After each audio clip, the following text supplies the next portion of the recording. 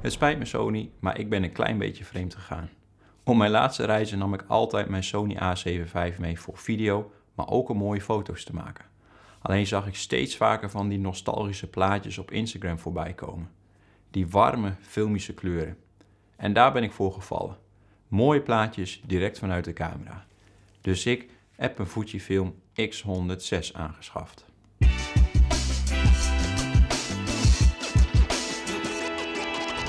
Ik ben Jan en leuk dat je kijkt naar deze video. Een nieuwe aanwinst dus. De Fuji X100 VI of X106 is een enorm populaire camera en veel winkels struggelen daarom ook met voorraad. En het idee om deze camera te proberen kwam eigenlijk vlak voor onze vakanties. Dus ik heb gauw een tool geschreven die elke webwinkel in de gaten hield en me een pushbericht stuurde zodra er weer voorraad was. En al vrij snel stond deze camera bij Fuji zelf op voorraad. Had ik hem mooi op tijd in huis, dus ging hij mee naar Terschelling en naar Noorwegen. Nou, er waren een paar redenen voor mij om deze camera aan te schaffen. En om te beginnen is gewoon mooie foto's direct vanuit de camera. Fujifilm staat bekend om hun zogeheten film simulations, waardoor je JPEG's eigenlijk meteen bewerkt worden en je die nostalgische look krijgt. Nou, daarnaast heeft hij een vaste 35 mm lens. En voor mij betekent dat eigenlijk gewoon geen keuzestress meer over welke lens ik meeneem.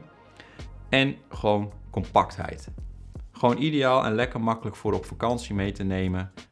Lekker makkelijk herinneringen vastleggen zonder dat je steeds maar weer naar je telefoon moet grijpen. Ja, en wat vind ik er dan van? Nou, ik merk dat ik gewoon weer ontzettend veel plezier kreeg in het maken van foto's. Gewoon de eenvoud, de belofte van meteen mooie plaatjes maakte me gewoon heel enthousiast. En ik moet het zeggen, er kwamen echt hele mooie foto's uit. Maar één minpunt waar ik echt wel tegenaan liep is gewoon de autofocus. Ik ben gewend aan de autofocus van Sony en dan valt die van Fuji eigenlijk toch echt wel tegen. En tijdens de vakanties hebben we helaas ook best wel wat onscherpe foto's gehad. Dus voor een camera van bijna 2000 euro vind ik dat wel toch echt teleurstellend. Nou, verder zijn de foto's echt gewoon mooi en ze geven dat nostalgische tintje. Maar mooie foto's blijven toch echt wel een kwestie van skills gewoon en goede compositie. En een Fujifilm is in die zin niet een magische oplossing waardoor ineens al je foto's prachtig worden. Je hebt toch vaak echt nog wel een gouden uur nodig of prachtige lichtinval voor hele mooie plaatjes. Ja, hoe dan verder? Nou, de Sony A7 IV blijft toch wel echt mijn camera voor als ik professioneel wil fotograferen. De Fuji is gewoon een heerlijke camera om herinneringen vast te leggen met die filmische look.